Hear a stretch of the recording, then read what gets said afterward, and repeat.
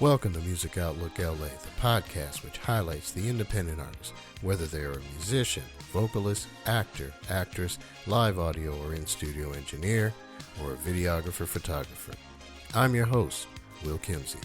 Each episode, we'll look at the gigs of the independent artists, from the venues we play to how we set up and break down, the gear we use and why we use it, and the info we hope you'll find useful as we all make our way in the entertainment industry. Music Outlook LA is brought to you by Kim Z Entertainment LLC. Go to kim-zentertainment.com to find out what they're doing for the independent artist. Kim Z Entertainment LLC. Independent entertainment done independently.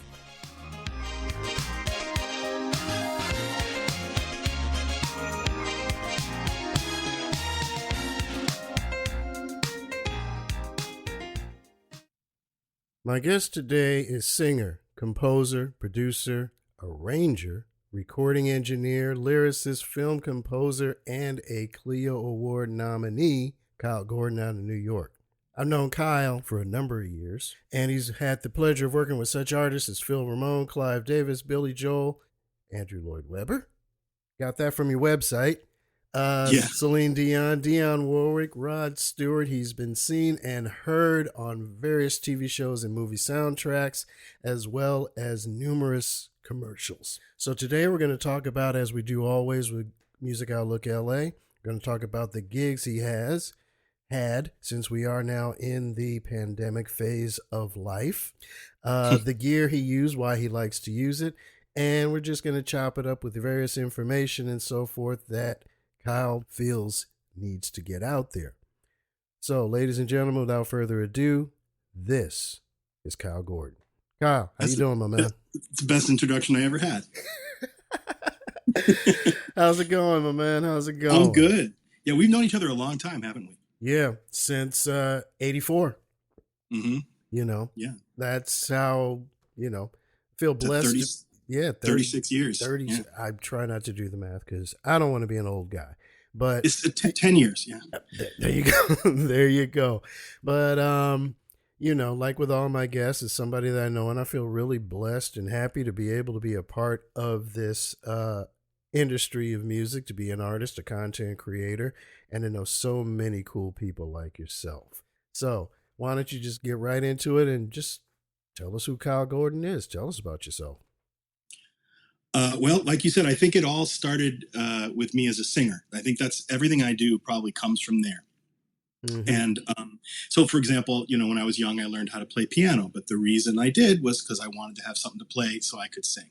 Yeah. And even visual stuff that I do, I think still comes from that same place. So it all starts with, being a young kid and listening to the radio and just getting really turned on by what I heard and wanting to be part of it. Well, all right. So since we are in 2020, what are you doing during this whole stay-at-home thing? Well, for better or worse, my job changed, about maybe 10 years ago, to be almost entirely at home anyway. When I sing for people now, they send me a track, and I sing it and I send it back. And of course, there's parts about that are fantastic. It's very civilized to, work from home. You don't have to get all dressed and all ready, and you can, have your life. Yeah. But when I started this, it was going from recording studio to recording studio with large groups of people, in the band. If there were 2 keyboard parts, there were 2 keyboard players. Yeah. Right. So that was like a party. And you mentioned feeling blessed to be part of this. And I have to echo that.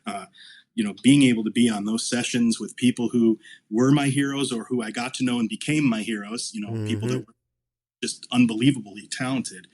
I loved that. And I think we all got seduced by the power of control that we get with computers and stuff. Like now I don't have to rely on the bass player getting it just how I wanted it because I can make it how I wanted it, which back in the day, that seemed like a great idea.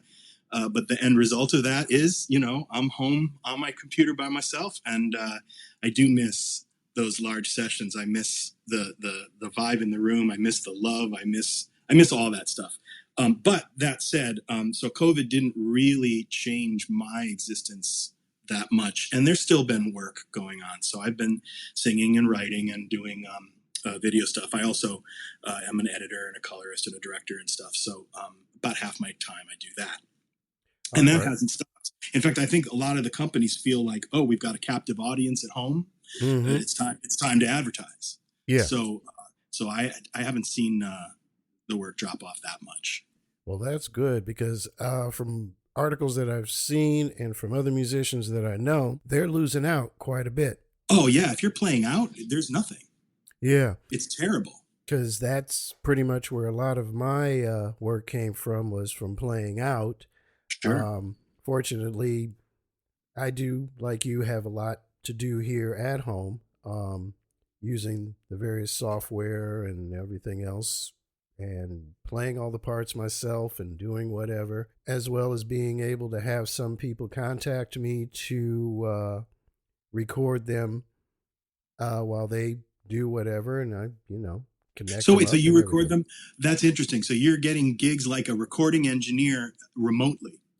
It took me a minute to figure it out, and I'm still working with it. So it's just a couple of friends that have asked me to just lay something down, experimenting, trying to see how well it'll work, because they might want to do it themselves, Sure. So I'll do like it's just so interesting, like it's one thing to sing a vocal for someone remotely or play a guitar part or something, but to actually engineer someone at a distance, that's very modern. I would say that's very 2020. Yeah, because I mean, once the orders came down that we were going to be at home, my brain just kicked in. It's like, okay, alternate streams of revenue.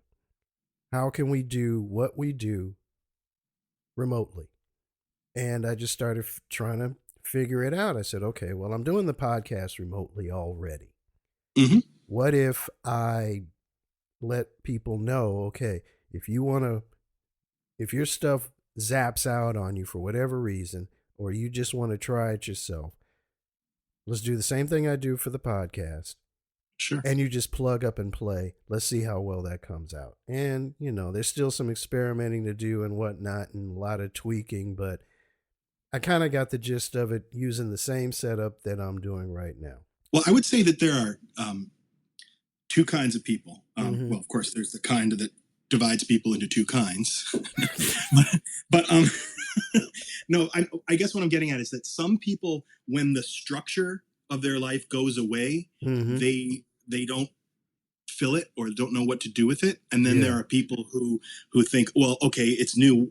What can I do in the new landscape? And I do think, and this is good for indie people listening here, I do think that the main skill that you probably need above and beyond music or creativity or anything to do this is to have vision and to be able to do things without someone setting up for you a path to work in. Like, some people need a job so that they say, well, here's what you do and here's the hours. And so there's some structure, or when you're learning something, some people need a classroom or they need a structure, but other people learn to just, I've got some time, I'm going to do something with it and be a self-starter. And that, isn't that maybe the main skill that people need as indie artists? Yeah. And of course, as artists, that's the thing often we're the worst at. Yeah. Because I tell you, I hate practicing, but I have to do it. I'd rather be out there gigging, but you can't go gig unless you practice what you're going to go do at the gig. So you got to set it up. Yeah, I've got to be disciplined. I've got to sit here and practice my parts. I've got to prep for my shows, whatever it takes, and be disciplined and focused and get the work done. So you said it, man. Yeah. Disciplined. I mean, that if we're giving tips, that's tip number one, and nobody wants to hear it. It's not sexy, it's not fun, but it is powerful. And it is what makes you able to then do things that seem like you're just goofing off. And believe me, being an artist feels a lot like goofing off, and I love it. Well, one of my, a quote that I put on the website, various websites, because we go to iHeart, old iTunes, the Apple Podcast, Google, and a bunch of others. In the show notes, and in the show notes, I put a quote that some say is Confucius, others say it isn't. I think it is, and it's and I'm probably paraphrasing it, but when you do a job you love, you never work a day in your life. Yeah, that's right. So I feel extremely blessed and happy to be able to do what I love since a young age and actually make some semblance of a living at it. Money's important. This is another good one for indie artists or any artist. Money's important. You got to pay your rent. You want to be able to, but you start this life rich with time, and every day you're spending it. And I don't think anybody at the end ever said, I wish I made more money. Yeah. But how they spent their day, and that's been, good years, bad years in terms of money, fine. But being able to do these challenges and grow a way of thinking about things that with the life of an artist over a long period of time, that's invaluable. And I'm so grateful. Obviously I'm sure it's probably the same with you, but everybody told me, in high school, you can't be a musician.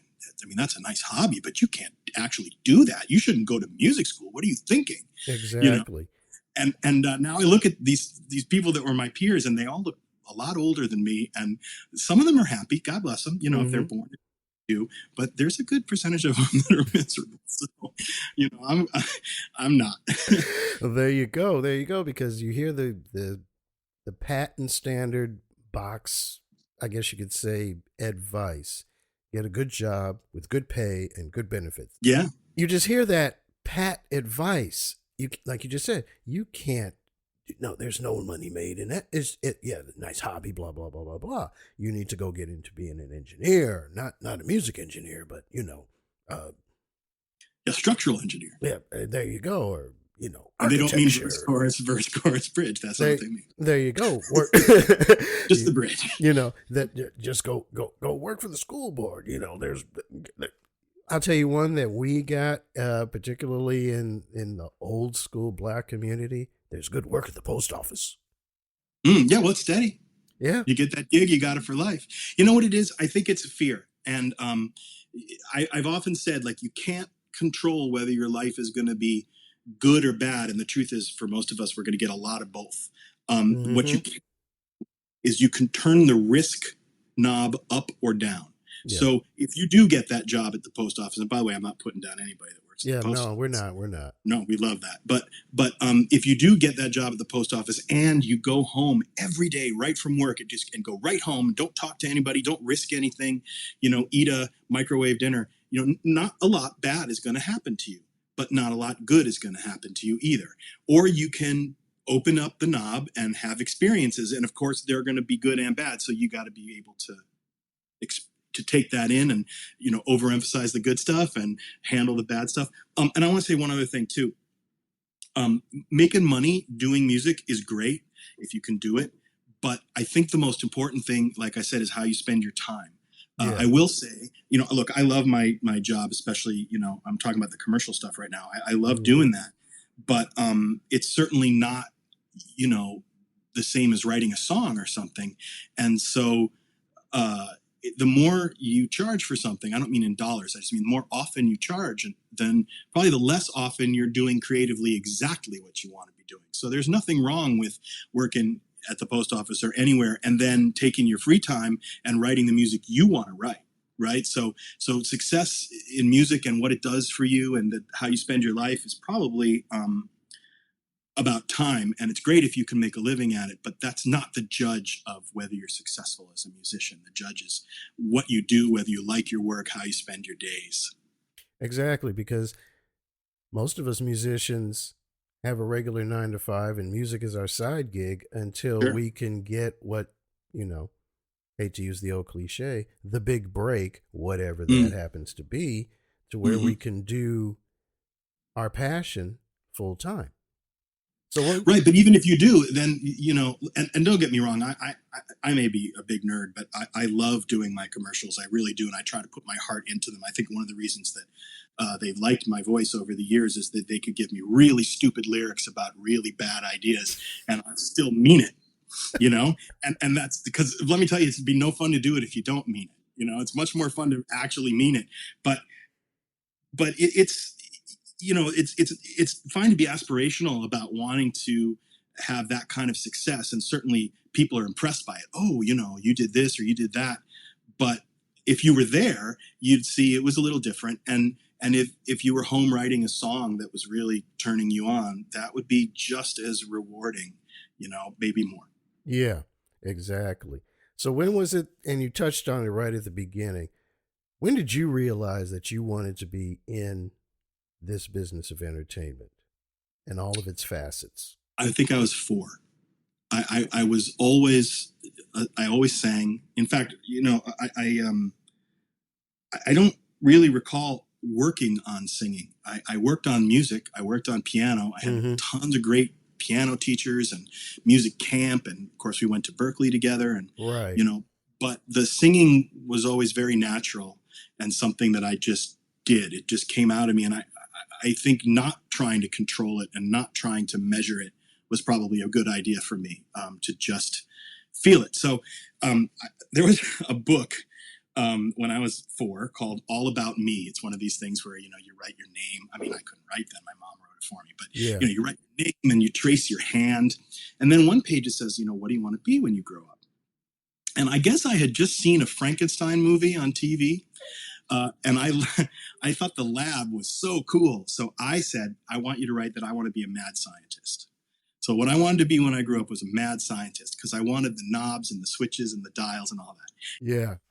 When I took the book, I went running up to my mom, like, no, erase it and write musician, because I just knew I wanted to be a musician. And then what's awesome is it turns out that being a musician, especially a modern electronic musician, is both. I'm absolutely sitting here in a Frankenstein lab right now. There's and switches. Exactly. I mean, I had so many friends and who, I don't know, for lack of a better word, when they did see the gear I had and all set up, oh, look at you in your lab.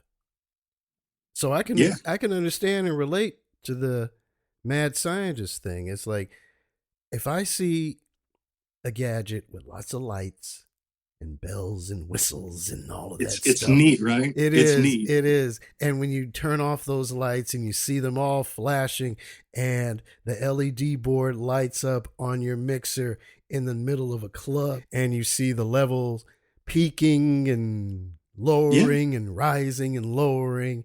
Well, there's a reason when you go to a show why they have lights.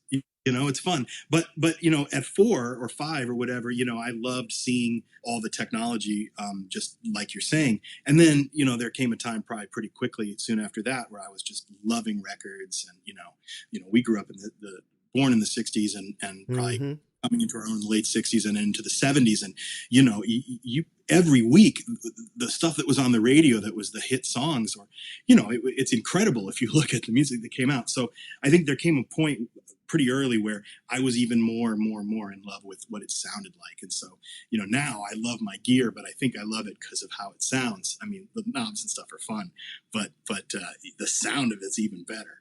And when you get into your gear, such to the point to where you're creating, you've written your song, for example, and you're engineering it and you're editing it, and you actually know why that light is flashing.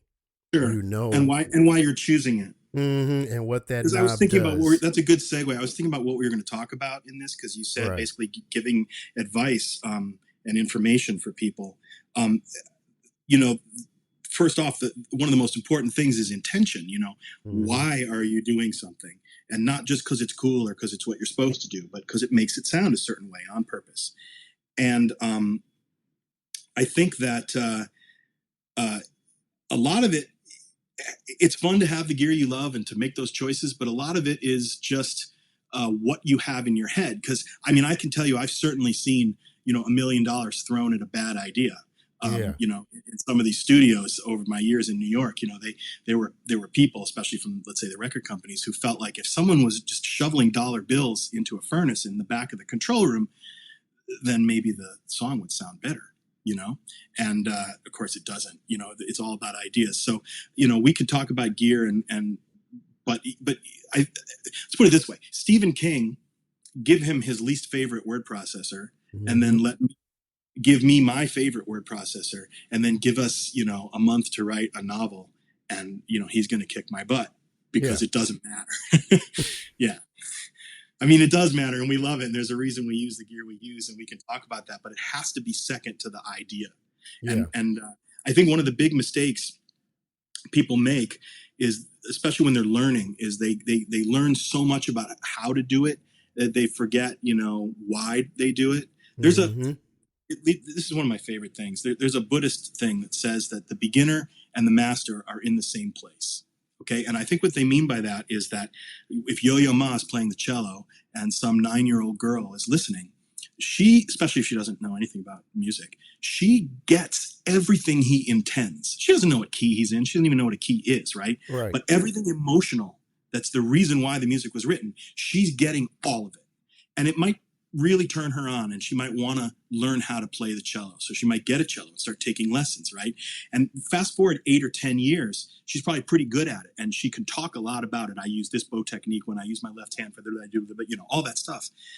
But there comes a moment, and I certainly was guilty of this when we were at Berkeley, where there's a circle. This is what the Buddhists say, and you go around the circle, and when you're halfway there on your acquisition of technique, you're all the way at the bottom of the circle. You have nothing in common with the master or the beginner, who both know everything about music. Yeah. But you don't, because you know enough to distract you and to make you do things because they're the way you're supposed to do them. Or this piece of gear was used on this record, so I'm going to use it, And that's be kind of like saying, chocolate sauce was used on this great sundae, so I'm going to put it on my pizza. Maybe not a great idea, but if all you think is chocolate sauce is good because pros use it on good food, you're making bad decisions. But if you keep going around the circle to the point where everything that the hard stuff and the easy stuff, is all accessible to you, then suddenly it's finger painting again. And then you hopefully remember your inner 13-year-old, and this is a funny thing, again, for beginners or indie artists or whatever. If you don't know too much, then you're already a genius, because we all know, all we listen to is great sounding music, right? Anything we hear is amazing. If something's on the radio, it got there for a reason. Maybe the songs are bad, but the production values are through the roof. So if you know what you like, then you're as much of a genius as anyone is about music. And then you want to learn, cool, but just be careful that you don't learn so that it makes creative decisions for you, right? Now, I'm not anti-technique. I'm a very technical guy. I care a lot about technique in a lot of ways, and it opens up my ability to be an artist. So I'm all for that. But you don't ever want to, let's say you and I were producing, let's say, a Lenny Kravitz record. I'll pick this for a specific example. And let's say that we rented a vintage compressor that was the exact one they used on Led Zeppelin 4. Not the same brand, the same exact one. Yeah. And so we've got it there, on the rack, and Lenny comes in. Lenny, check it out. It's the actual compressor from Led Zeppelin. Oh my God. Blah, blah, blah. So how hard is it at that point when he goes out and starts to sing and we're producing? How hard is it for us to go, you know what? That compressor might not be the best choice today for this vocal in this key with this. It's almost impossible, right? Because you're so built up in your head that that's good, And so if you, but a 13-year-old who doesn't know anything walks right in the room and they go, that sucks. No problem, because they're not attached to it. So anyway, that's my advice, is to keep your heart open and learn stuff, but don't let it lead you. Yeah, because I think that it's important. And when we were at Berkeley, they, stressed it. Obviously, they didn't have to stress it. You just knew because you were a college student. You're there to learn. Sure. You're there to learn the various styles. You're there to learn what you need to learn, which means you got to get the theory. Yeah. And that's important. It's good stuff, but it's not the answer. It's just the tool to get to the answer.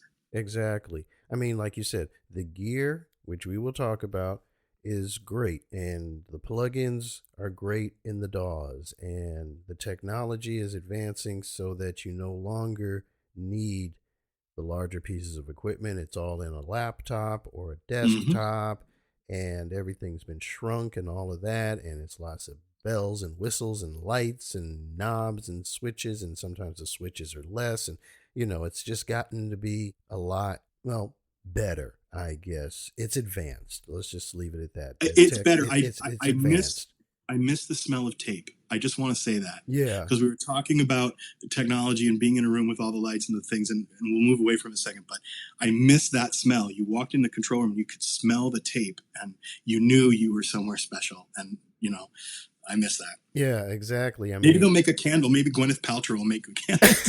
Tape. Gwyneth Paltrow will make a candle and Erykah Badu will make a perfume. Fair enough. They'll put their heads together and shh. I say nothing. I know nothing.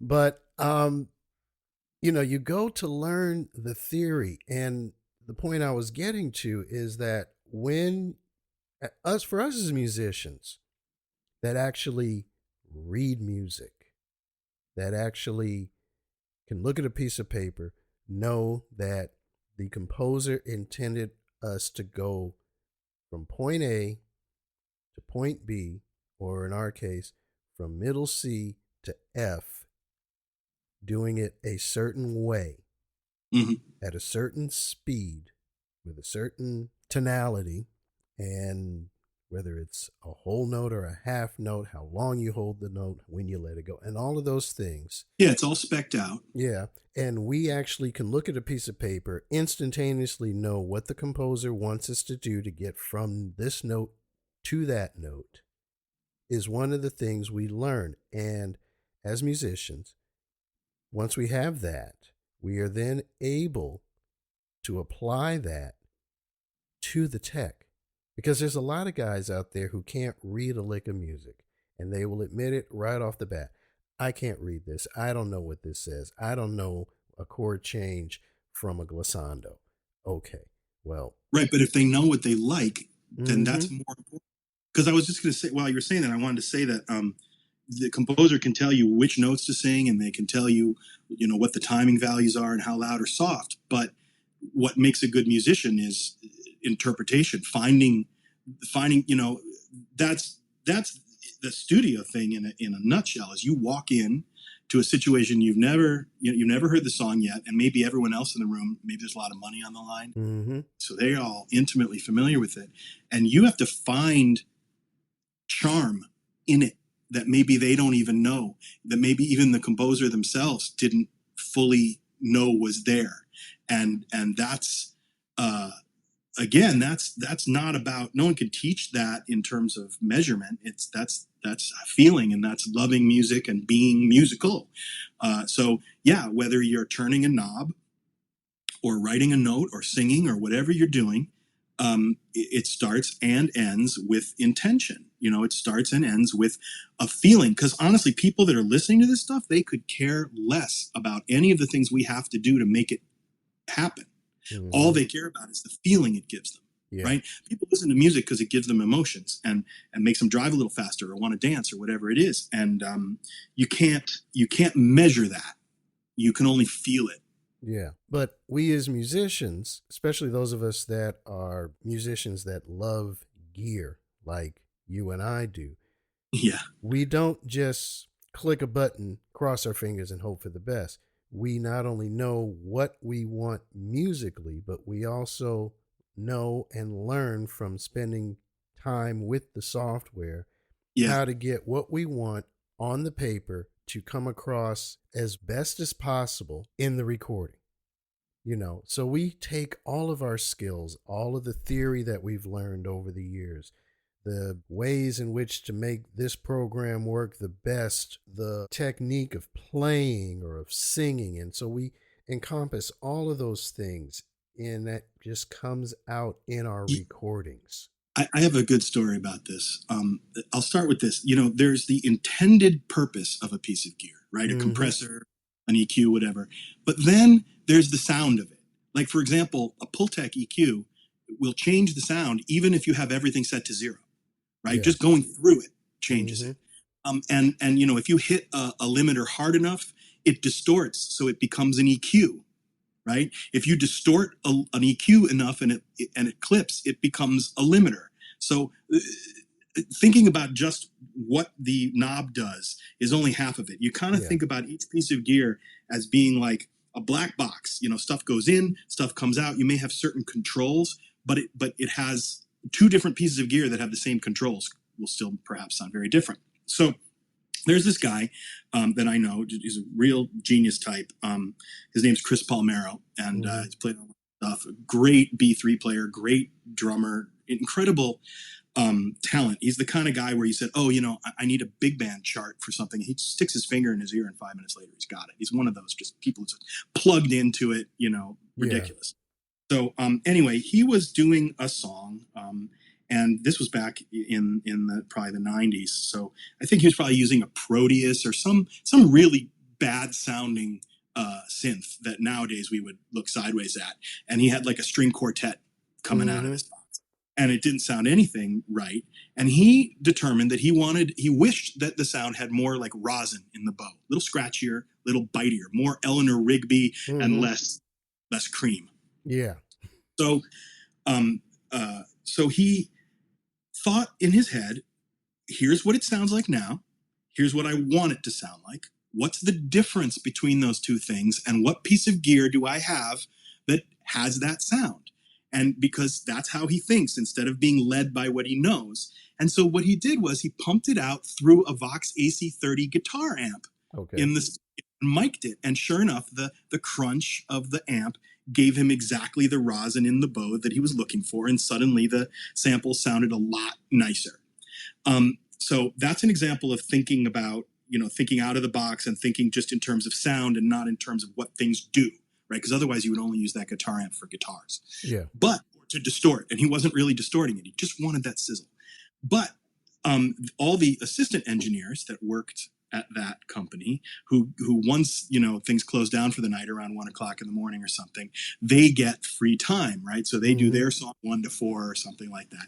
And for the next month, they were all running all their samples through this guitar amp, because they saw him do it and they saw it work. But of course, that makes no sense because what they were running through was nothing like what he was running through. And they weren't trying to get the outcome that he got. They were just copying what they thought was a good idea. And so that's the wrong way to think, right? So it's great to read about what people use, or I guess we're going to get into it too, and I'll say what I like and everything. But nobody out there should do something or not do something because they heard what other people do or what's normally done. They should just look at, what do you have?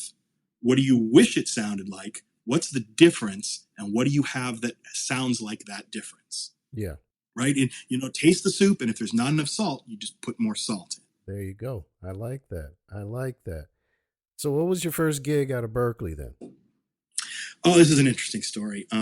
So you will remember on when we graduated, we gave Phil Ramone, the legendary record producer, a honorary degree, and he spoke. And I brought a cassette to the reception after, and I told my parents, follow me, so we went up to Phil. I said, hi, Phil, congratulations. This is my mom, my dad. I introduced to try to act all grown up.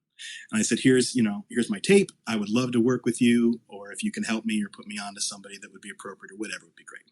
So a friend of mine had already moved to LA a month earlier and had rented a 2-bedroom apartment, and I was going to be his roommate. So you and I probably would have been hanging out a lot in LA if that had come to be. Yeah. And so what happened was I was driving across the country with my U-Haul, my Fender Rhodes, my PVP system, and I grew up in the suburbs of Chicago. So I was going to spend a day or two with my parents before I continued on out west. This is the day after graduation, right? So I'm at the side of the road at a Howard Johnson's in Gary, Indiana, about 45 minutes from home. And I called my mom. I'll be home about 45 minutes. She goes, oh, Phil Ramone called you. I said, you're kidding. So she gives me the number. So I call from the payphone, and it's a direct line. He answers, and he says, are you near an airport? And I said, yeah. And he said, okay, I'll give you to my office. They'll get you a ticket. Get on the next plane to New York. You're singing backgrounds on a Kenny Loggins record tonight. So my first gig, right? Thank you, Phil. My first gig out of college was the next day. And so I flew to New York, to LaGuardia, and got in a cab and went right to Power Station, which is called Avatar for a while, and now called Power Station again. Thank you, Berkeley, for rescuing that studio as the rest of them are dying. Those rooms are for I'm sure you've got some in LA that you feel the same way about, but for my Studio A and Power Station is the best place ever. And so thank God for them. So I went in there, and of course you're on the list. Oh, come on right in. So they were cutting drums, and I didn't want to interrupt. So I'm sitting in the lounge next to this dude with this big long red hair and stuff. And, we're talking about football. He's from Ohio. And finally I said, what do you do? He says, well, I write commercials. And I said, oh, I'm really interested in that. And I had done a lot of gigs in Boston, especially my senior year, singing commercials already. I was even already in SAG and AFTRA from some that I did. Yeah. And so I broke into some Bryan Adams that was on the radio at the time. I think it was, I need somebody, like real raspy. And he goes, oh, wow, I have a gig for you. So I got my first national campaign from that, which was Coors Light. So I was an hour in New York. That's just luck, man. That's just crazy good timing. So yeah, I sang. I was with Phil for a couple of years. I met everybody in New York doing that, started singing commercials, and did the one anyway. There's a whole nother story about that, which I'll probably get into in a minute because it's another good one. But and I met all the singers and all the players that way, and just became it felt like I belonged there, and I was so thrilled because every day I was learning so much. They were, especially from the singers, they taught me so much, and I learned, because we went to Berkeley. I knew the notes, but I didn't know the right notes. I knew the correct notes, but I didn't know the right notes, and they're different. Yeah, there's a big difference between the right notes and the correct notes. How nerdy is this podcast? Can I give a specific example? Please do. All right, so let's say you're in the key of C, and we're just singing Amen, right? So that's F to C. Right. So let's say this is C. I have no idea if it is. All right, so one voice goes F to E, and another voice goes, A to G, and then I knew, because I went to Berkeley, goddamn, I knew that somebody pedaled the C, right? So first we would do the lead parts and doubling the leads, which I probably already just sang, so that was fine, no problem with that. And then they would say, all right, let's break to harmony. Girls take the part up, guys take the part down. Mm-hmm. So if this was the situation, I would have pedaled the C. And then suddenly the engineer hits stop and everybody looks at me like, what's wrong with you? And what? And they said, I remember a lot of them were very kind, but especially Vivian Cherry, who used to call me Lil Sweetie. She said, Lil Sweetie, you're supposed to sing, if this was the C, you're supposed to sing D, C. So you're supposed to make that F chord a D minor chord. Right now, I hear the bass player playing F. I know that's an F chord. Mm-hmm. But I'm supposed to sing D is because it's those gospel rules of parallelism. And so, at Berkeley, they taught us if the chord changes F, the C is the note in F, right? But no, the right answer is D, so that everybody moves in parallel. So there were all kinds of little tricks like that I sure didn't know, and learned a lot from them about that. So over time, I got to know these people as my friends, and they taught me everything, rhythm. Wow. I can't even express my gratitude to them and my respect for them. Yeah. I can't remember which one of the professors it was. That said this. I can't remember if it was Ed Tomasi or Greg, the ear training guy. Is it Badalanto? He played sax. I had him for very much all, because like you, I did Berkeley in 3 years. I had it for all 3 years. I tested out of freshman year. So right, that's how it happens. If you've had any kind of like jazz piano lessons or anything like that, you can test out of a bunch of the beginning classes that teach you things that you probably are already ready for. Yeah, so I had Greg all 3 years that I was there. And he said one thing: music has rules that are meant to be broken. Yeah, I would even go further. I agree entirely. When people hear theory and they don't know it, because on occasion I will take a student or something and I like giving it on. I like passing it on, and sometimes they're very reluctant to want to learn it at first because they're like, "Oh, I don't believe in rules." But the thing about music theory is that there's nothing that's forbidden by music theory. So to call them rules is really wrong. I think it's to call it a language. Yeah. Because it explains how all 12 possible notes work in every situation. So it doesn't stop you from doing anything. You want to be Stravinsky, and make these crazy dissonant clusters, go for it. You just have to.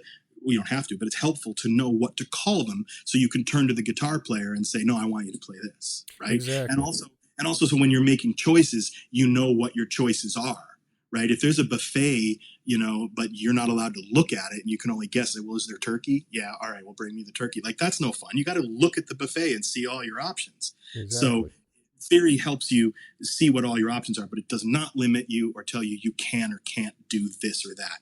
Now, the old figured bass stuff that they teach at a lot of these schools, which really turns people off of music theory because they're teaching stuff that was from the 1700s, and it's neat stuff, but it has nothing to do with the way modern musicians talk, right? We don't say I6-5, we C minor 7. And so those rules, though, that kind of theory has rules. No parallel fifths. You can't do this. You can't do that. Whatever.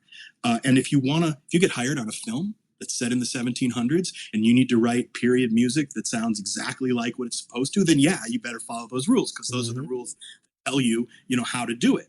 There's rules to everything, just like there's rules to hip hop, there's rules to rock and roll, but they're genre rules. They're not. Exactly. Rules. But modern theory, it doesn't prohibit anything. It's just a language that tells you what your options are and how to communicate them. Because one of the things that we were taught in school was with this thing called chord progressions. So they would teach us, and we turned, the simplest way, folks, the way I can explain it, is we turn the letter names of the notes into numbers. That way, when 1, 2, 3, 4, 5, 6, 7, 8. So, for example, this is what I tell people. So the Flintstones is 5, 1, 8, 6, 5, 1, 5, 4, 3, 3, 4, 5, 1, 2, 3. Right? That's what we're talking about. And that's just a language. It doesn't change the Flintstones. And wait, I just want to say one more thing real quick. If you don't know theory and you're listening to this, you're not behind the 8 ball, because theory just explains. It's a theory about why things sound the way they sound. And if you already know what you like and how it sounds, then that's all that matters. Exactly. Because this is just an explanation of how you get from point A to point B and a little insight as to why we do what we do and how we get there. Right. But if your ear tells you to break it, then go ahead, and theory will just call that something else. It won't say, no, you can't do that. Exactly. And, touching on what you just spoke on with, the genres and the rules and such, back to the use of the progressions. One of the famous ones, the first ones that I remember learning, is the old 1, 3, 6, 2, 5, 1. Yeah. Okay. So that means if you're in the key of C, and for those of you music nerds following along, 1 is the C chord. This is the Flintstones too. Yeah, this is the bridge to the Flintstones. And so you go 1, 3, 6, 2, 5, 1, which is C to some type of. Well, let me sing it so they can hear it. Right? So let's say this is C, whatever. So, Flintstones, Ramone and Stone Age family, let's ride, be-doo-da. That's the E chord. With the family down the street, ba-da-ba. Sorry, that was 6. And then 2-da-da-da is the 2 minor, or the 2 chord. With the courtesy of 5 frets, 2 feet, ba-da-ba-da, bum. Exactly. Bum, bum, bum, bum. Let's ride 3, 6, 2, 5, 1. Exactly. So just so we're not just doing numbers. There you go. So if you're doing that, it also goes to the Amen, which in the traditional church is Amen, Amen, Amen. Say you do 1, 3, 6, 2, 5. The rules say go back to 1. But what if you, as the composer, just felt a wild hair and wanted to go to 4?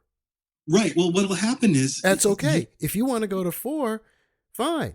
It's not wrong. It will just break the listener's expectation, which is what your purpose is, then great. It's like a joke. You say something, you set up a pattern, and then you break it for the punchline, right? So there's nothing wrong with not following the rules. It just won't sound like the rules, which if that's your intention, then great. Exactly. Somebody told Jimi Hendrix, your guitar's distorted. You're doing it wrong.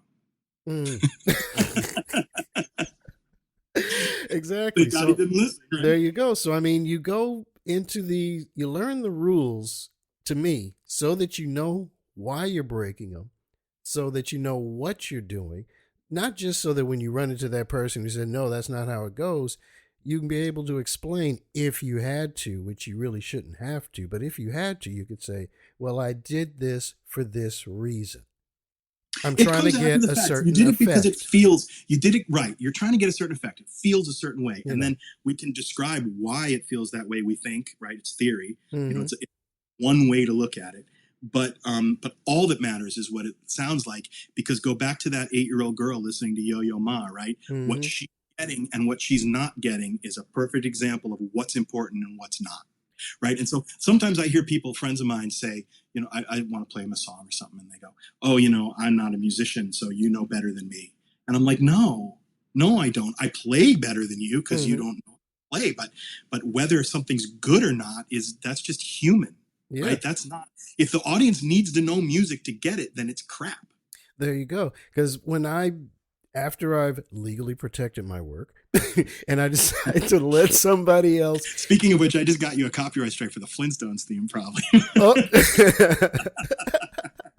We own no rights to anything, all rights reserved to the people that made the song in the first place. So there's your disclaimer. So, but, if I decide I will have my musical friends listen to it, but I'll also have somebody who I know knows nothing about theory, never played an instrument, and just a music lover. And they're much more likely. Look, I'll write a song about my divorce, right? Mm-hmm. And I'll play it for my non-musician friends, and they'll say things like, that was so sad. And, oh, I really loved it. Made me feel blah, blah, blah. I play it for my musician friends, and unfortunately, all too often they say things like, what mic did you use on the snare drum? Right? Which we're going to get to. Yeah. But that's not what it's about. Exactly. But it is, because if you want the snare drum to have a certain sound, you want to pick the right mic for it. But the reason you want it to have that sound is because it has the emotion. Mm-hmm. Not where it's an expensive mic or it's the right mic or the mic that your hero used on a different record. You've already answered this, but I just wanted to throw this out there. Sure. As you said earlier in the interview, when you and I were at Berkeley together, I ended up knowing you as the jingle guy. And obviously you're still doing that type of work. You gave a couple of examples of some of the things that you're doing. You getting any more of that work during this pandemic? Yeah.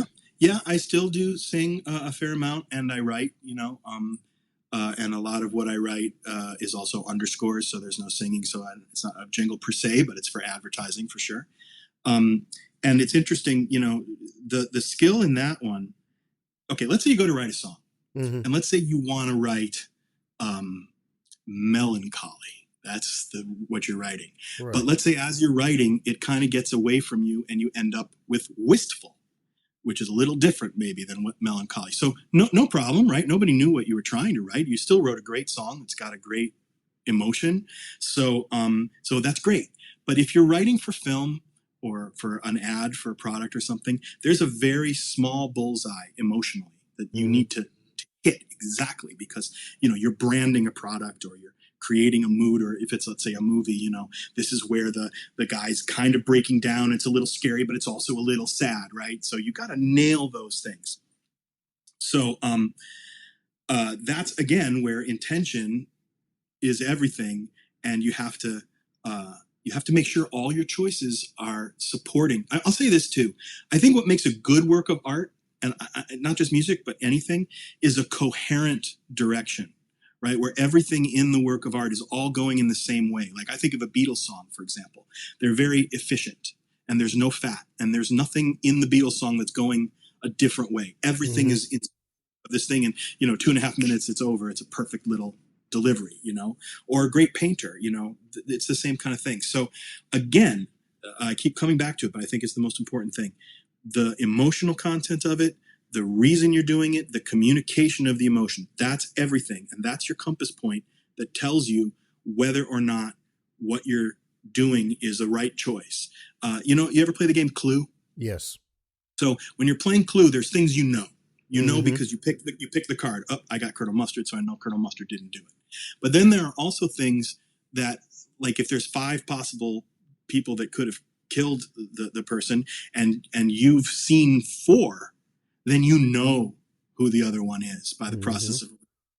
So in the same way, when you know, as a songwriter or any screenwriter, I don't care, if you have a seed of an idea, it already has lots more information packed inside of it that you're not aware of yet. And if you practice this idea of being coherent, that everything you do has to go in the same direction, you start saying, well, gosh, if it's if it's this emotion, then it has to have this too. And if it has that, then it has to have this. And if there's a good guy, there has to be a bad guy. And then, and let's say you're writing a story, and let's say the good guy's learning that he needs to trust people.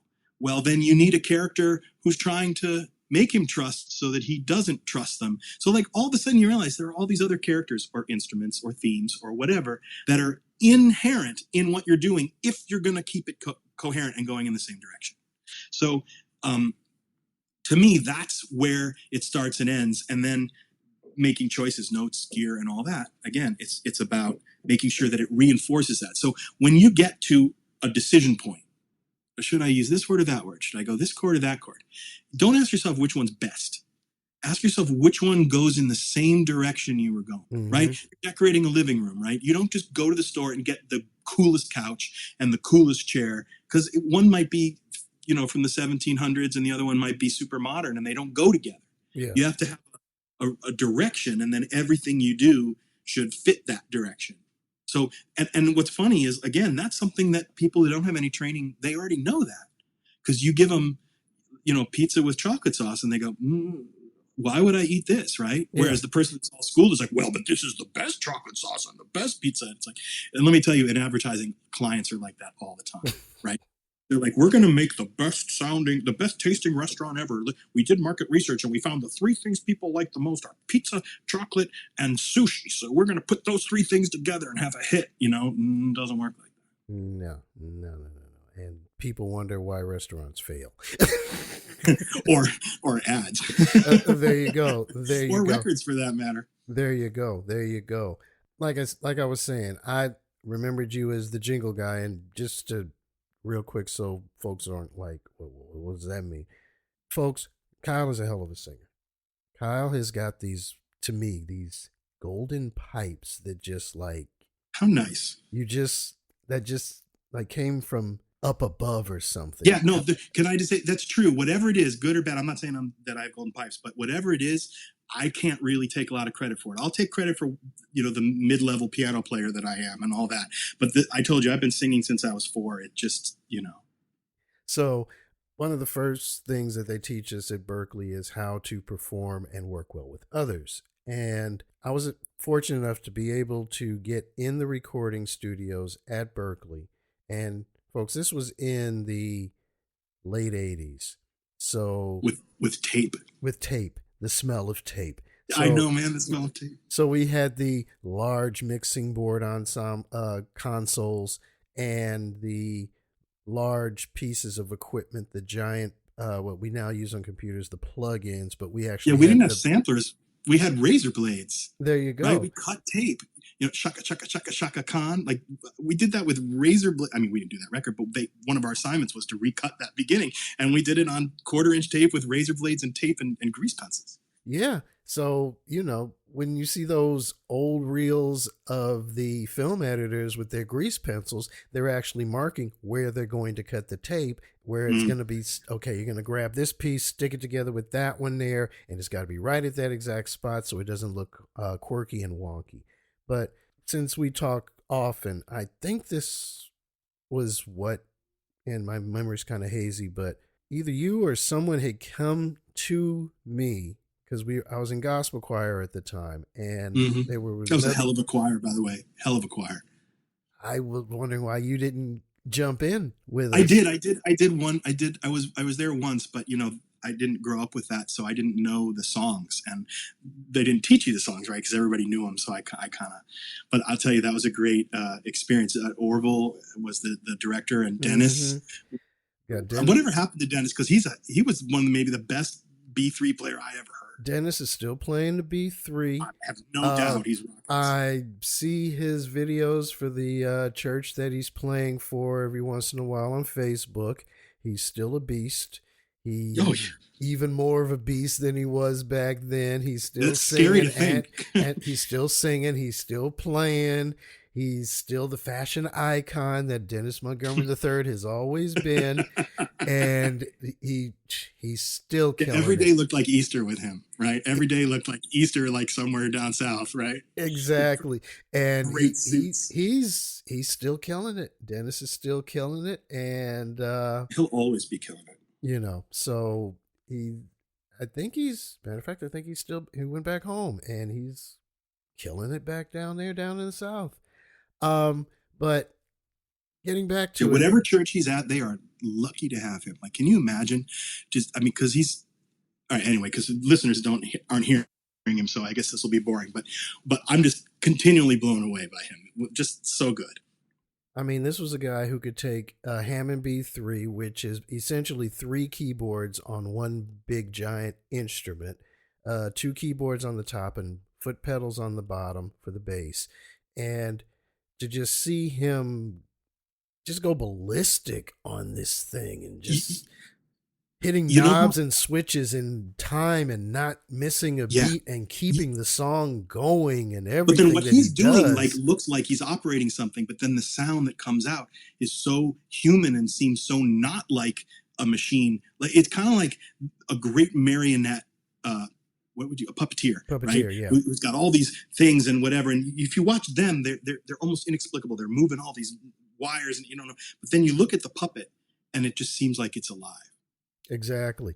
For him, it was just second nature. The organ the sound was just alive. Because I remember one choir rehearsal, I just sat back and I just watched. And I was just mesmerized because I saw the whole thing all at once, all of the various pieces, the technical aspect of it, him hitting the correct drawbar at the right time or combination of, while simultaneously playing the soprano line if it required at the same time, while at the same time the left hand is playing a chord change, and in between a 3-beat rest on the top keyboard, he's flipping this switch, pressing that button, then he goes right back, all so seamlessly, all the juggling, missing a beat, and hitting the master volume pedal at just the right place, and then going back with the other foot, and he's hitting the bass with the heel toe.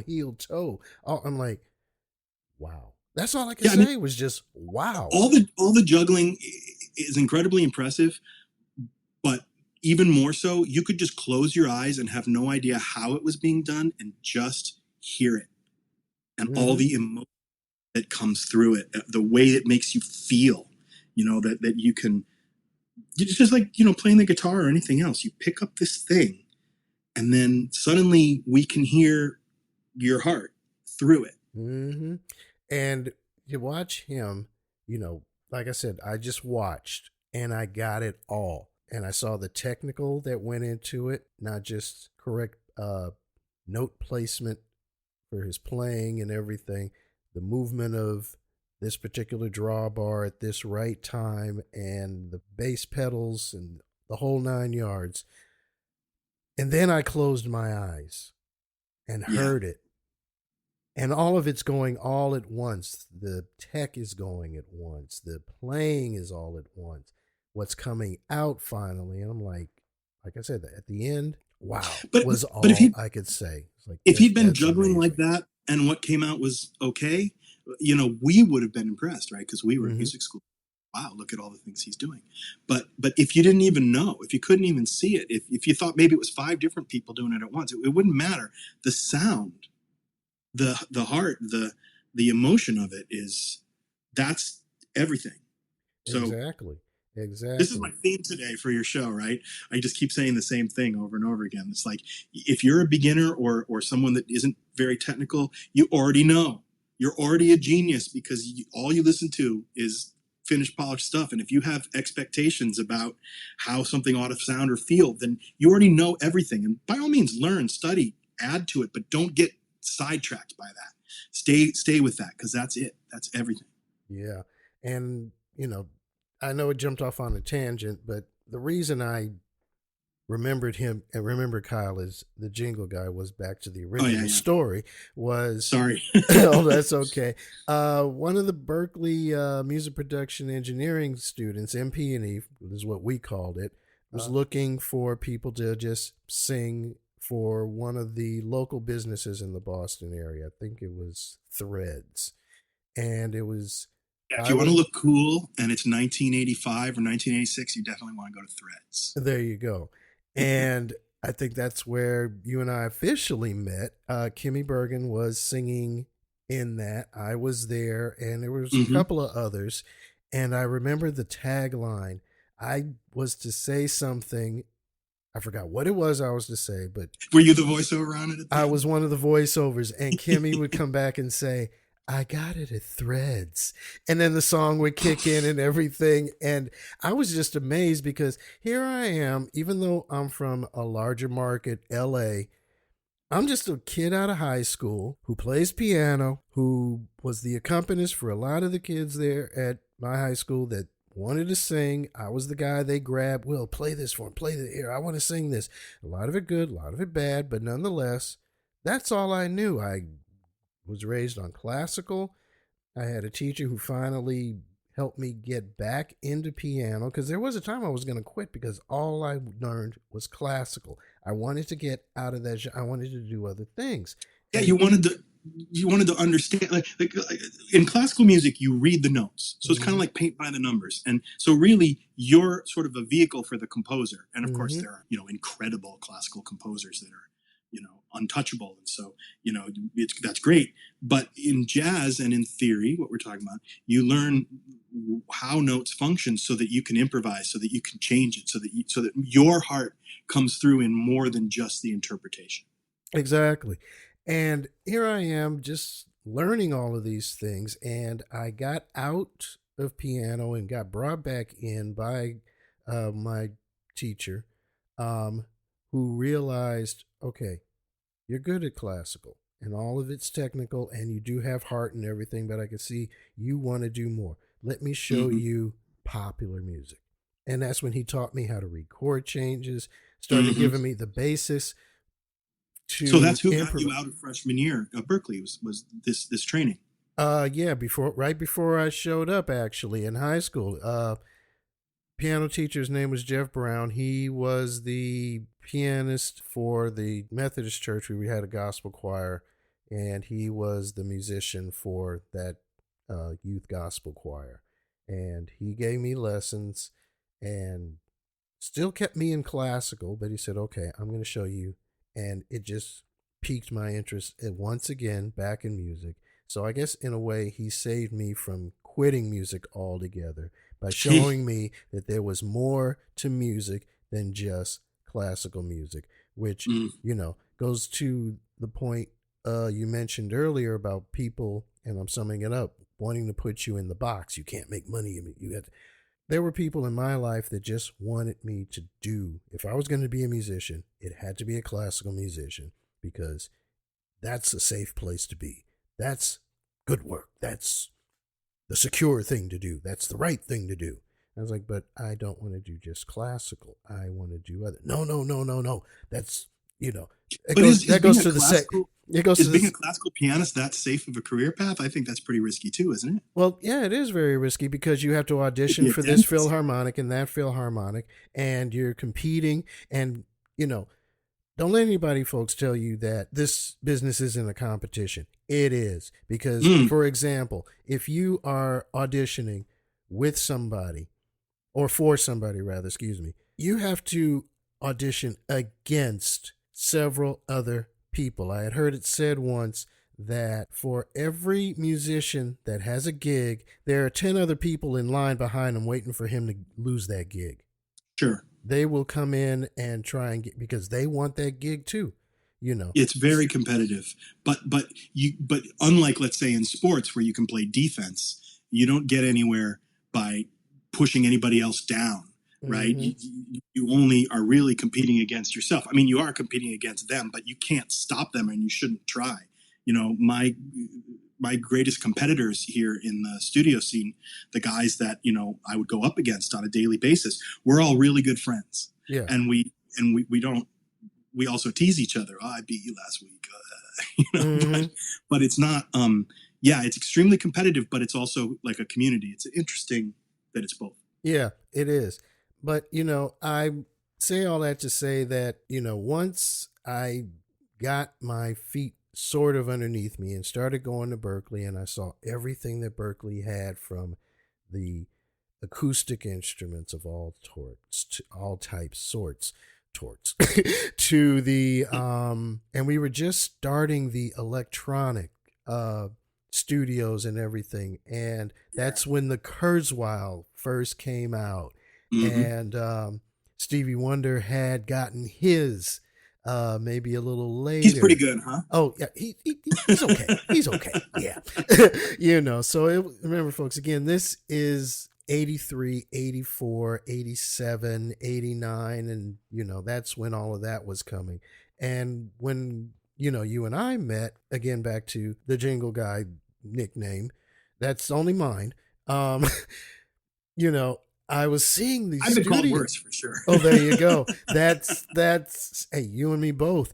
That's just it was maybe the second or third time I was actually in an actual recording studio, because here I am, 19 years old. All I know is piano and sheet music. Right. And I see all these knobs and bells and switches and everything, and I really want to know what's going on. But I realized, okay, I'm there to get something done. Ask my questions later. But nonetheless, at 19 years old, I was extremely fascinated with the fact that there were these guys and gals no more than 3 or 4 years older than me, or the same age as me, that are doing these incredible things with music. And I'm like, so that's how they make a commercial.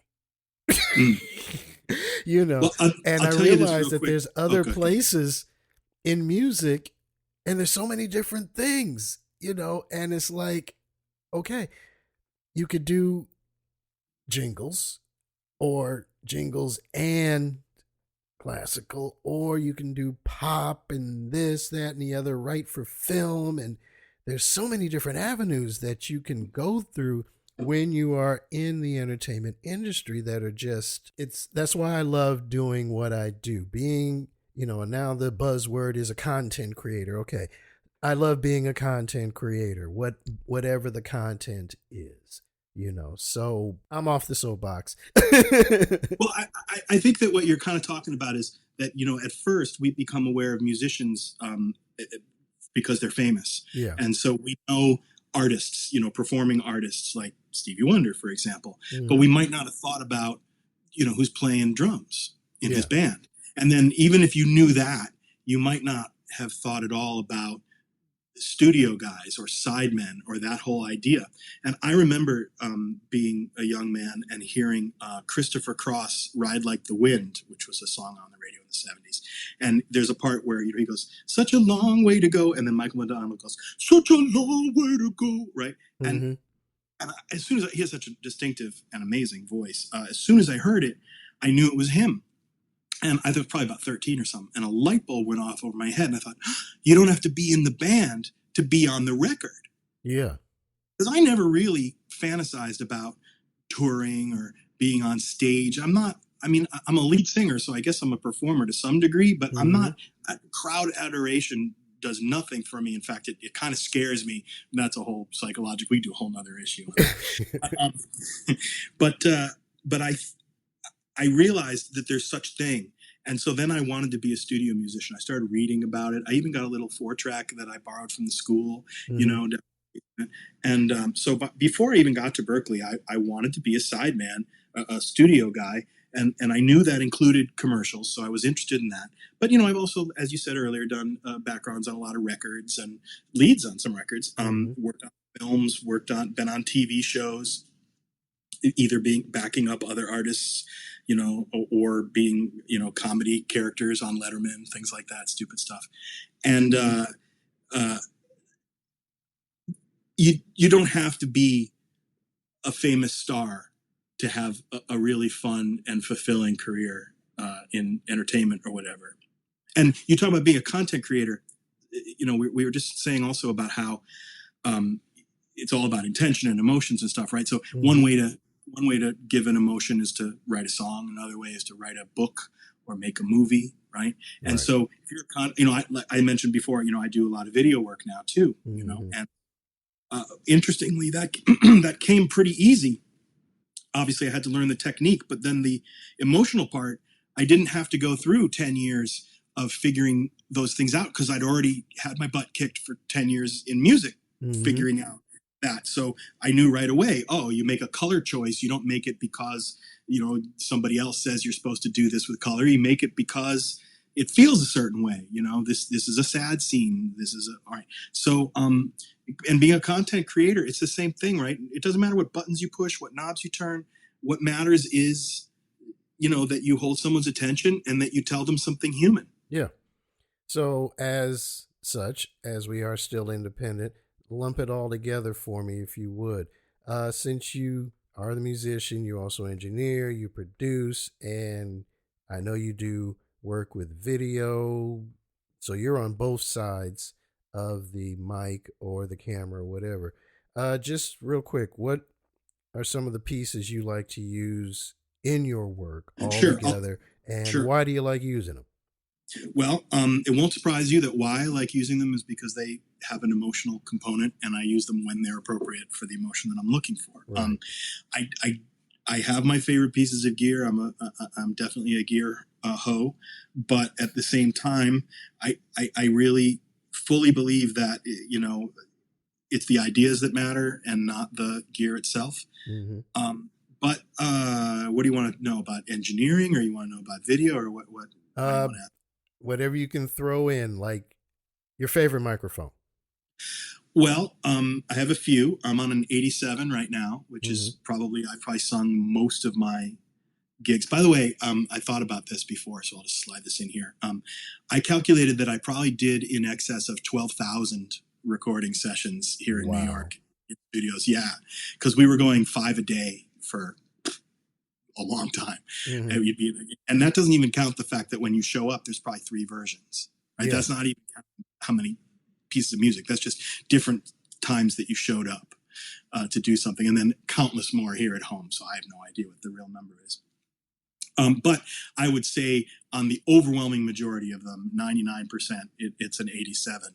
And that's sort of my, B.B. King has Lucille, right? So, so I know what to do on an 87 to get whatever sound it is, just because I've done it so much. But a friend of mine works for Fender, and they gave B.B. King a Strat, in the showroom one day, and he played it. My friend said it sounded like B.B. King, so it's not that.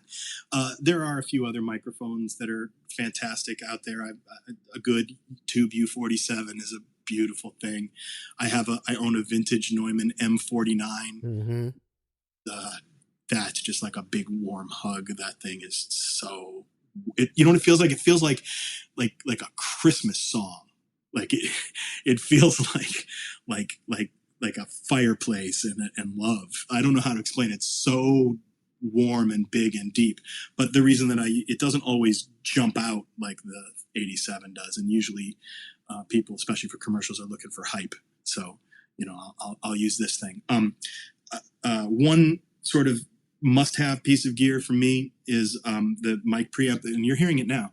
Is I have a pair of vintage Neve 1073 mic preamps and EQ, and those things they have a certain sound. I think it's the transformers, really, mostly, and without a decent, let's say, mic preamp, it's sort of like playing your guitar plugged direct into a direct box with no amp. Like you expect it to fight you a little bit. You expect it to interplay with you. So I do like that. But that said, give me the worst mic, and if I bring a musical idea, it ought to be good. And that's my job, right? It's my job to make it feel good, and you can't complain about what mic you're using. Right, exactly. Favorite camera? Well, I mean, there's great cameras out there. Everybody loves Arri Alexas and all that stuff. I personally, I'm having a love affair right now with Blackmagic Pocket 4K. I love the color science of that thing. Okay, so in the world of video, skin tones are the same as we think about snare drum sounds in mixing, or if modern music, maybe kick is more it, but. And again, I think that comes back to the fact that this is all human, right? This is about a human connection. So what's more human than getting the people to look right and to be lit right and to come across that way? So I love the Blackmagic color science. And excuse me, I particularly love what it looks like on skin. All right. So, folks, I will have show notes to everything that's going on, including any contact information Kyle may wish to give us. But, the gear that's being used and everything. So make sure you check that out. And I'm selling the M49 if anybody wants to buy it. All right. Hey, if you want, I'll plug it in the bottom of the show notes or something, whatever it is you need. But since this is geared for the indie artists and everything, and we're all in a, as I guess you could call just like the DIY phase, the do-it-yourself phase and everything, as we said, folks, not just having the gear. You got to know why you're using it. What's it going to do? Is it right for you? Does it feel right? Does it sound right? Do you get that? Do you get the warm and fuzzies when no matter whether it's the mic or a guitar? You don't even have to know everything. It's great if you do, right? It's great if you know how to use your gear perfectly and all that. But what's important is that you have a reason why you choose it before you choose it, right? So I think that a lot of people do this knob hunting thing where they just start turning knobs to make it sound better. But the truth is that there are so many, just give yourself 10 knobs, let's say. The number of combinations is infinite. It would take you more than a lifetime to even hear all the different permutations. So that doesn't work. You have to have an intent. You have to say, I'm using this because, and it doesn't matter if you're right. It doesn't matter if you think, oh, this will work, and it doesn't. All that matters is that you have a purpose, and then you try it, and then you listen. Don't use your eyes or your knowledge. Listen and be like, did it work? And if it didn't, then don't be afraid to change it until it does. Exactly. Just to jump in, because we're just about done here with this, any additional final advice that you'd like to pass on to the indie artists, no matter what level they're at, whether they're just coming in, they've been at it for a while, or even if they're at the top of the food chain? Yeah, it's the same advice I've been given the whole time, but I'll say it a little differently. When I go to write something, I do not sit at the piano. Because when I do that, I write things that sound like the things that I like to play on the piano. Yeah. Things that my fingers find, right? My best writing is done on the couch or in the shower because then it's just my imagination. And many times when I then sit at the piano to figure out what it is that I wrote, I'll be so surprised that, it stayed on one chord for 4 bars. Right? I would never have the guts to stay on one chord for 4 bars if I knew it and I was sitting there playing it. But if my ear takes me there, so the whole hour here, or however long it's been, I'm saying, be that 13-year-old, be that 8-year-old, go from the thing that made you want to do this in the first place, and just love it, and then make your decisions as you go to be in accordance with that. But it's got to start and end with something inside of you. So, for example, learning theory is something anyone can do. We knew people at Berkeley who did not have talent, who did fine about learning theory, right? It's like learning how to add or your multiplication tables. Anyone can learn it. And once you've learned it, it doesn't make you any better than you were. It comes down to what do you write when you're in the shower? When you're humming in the shower, is that any good? And if it is, don't get distracted by all this other stuff. Learn it, embrace it, build a career with it, and get to be someone who knows it intimately, but always in service of that thing that started it, the reason why you want to do it, the reason why anyone would want to listen to it. Yeah, exactly. And this is going to be the last one, folks. I always ask this of every single guest that I have. And is this if you were a tree, what kind of tree would you be? Like the end of it's like actors workhouse or whatever. There you go. But this is even more specific. What's in your car? And then, what do you listen to in your case when you're tooling around New York City and say you are stuck on one of those famous, for us it's freeways, I guess. I haven't been in the East Coast in years, so I guess the expressway is our version of a freeway, whatever the road is. And you're, I don't know, getting ready to get into that tunnel that takes you into Manhattan, and the traffic is backed way the heck up, and you're just sitting in standstill, drumming the steering wheel. What's in your car? What do you listen to? this is going to be sacrilege to an LA guy like you, but living in New York City, I don't have a car, right? So I get everywhere on the subway and on a cab. But if you want to know what I'm listening to, these days, I think in part because we learned our theory so much that just like when I did the Flintstones theme before, as I listen to a lot of pop music, it's almost like there's a little stock ticker going underneath and I know what all the notes are. And, after a while you hear a lot of the same things. So I'm not that excited about that, although I am totally excited about the emotional component of it, right? But what I'm listening to a lot is bebop and jazz from the 60s. That's generally what I'm listening to. I'm listening to Oscar Peterson. I'm listening to John Coltrane, Charlie Parker, and partly just because the emotion of that is so great, but partly too because the harmonies in those things are so complicated that my little stock ticker breaks. I can't hear everything that they're doing. And so it forces me to be, not to be a broken record here, but to be that 8-year-old again, because I don't know, and I'm just hearing it, and it's just music, and I love that so much. That's great. So that's just going to do it, but I'll say, when you mentioned Charlie Parker, I saw on Facebook that his estate approved of a graphic novel for Bird. How interesting. And it's telling his life story and everything in comic book form. And Good I thought idea. I thought that was real interesting, and I think I'll look into it and see about getting a copy or whatnot, and I'll share that link with you so that you can see what I'm talking about. Think about how Charlie Parker did it, right? Charlie Parker didn't have anybody to imitate, right? Yeah. He was listening to Debussy and Chopin and the Impressionists who were using dissonance in classical music, right? And same way, don't follow. Well, no, go ahead and follow what other people do if that's the sound you want. But Charlie Parker had something inside that needed to come out, and that's what made him great.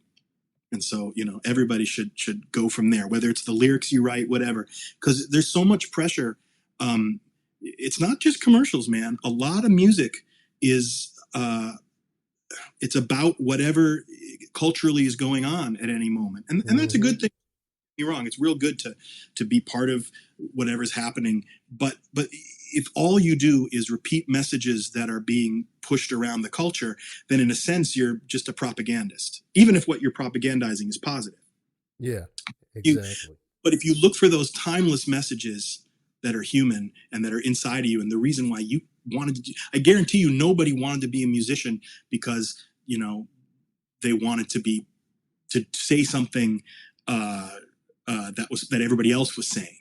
I'm sure that they just liked the beat or the melody or the bass line, or just even more to the point, the feeling that they got. Yeah, exactly. Well, folks, that's going to do it for this episode of Music Outlook LA, Gigs, Gear, and Info. Thanks again to my guest, Kylegordon. So Thanks, be sure, you're welcome. Be sure to check out the show notes for his website and contact info. And don't forget to like, share, and subscribe to the podcast here at Spreaker.com, Spreaker.com.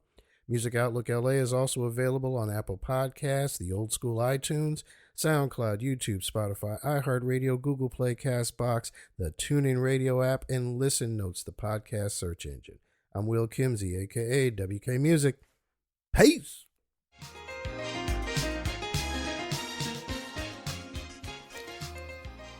This podcast is both brought to you and produced by Kimsey Entertainment, LLC.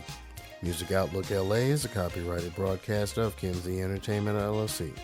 The views and opinions expressed on this show are not necessarily those of Will Kimsey or Kimsey Entertainment, LLC.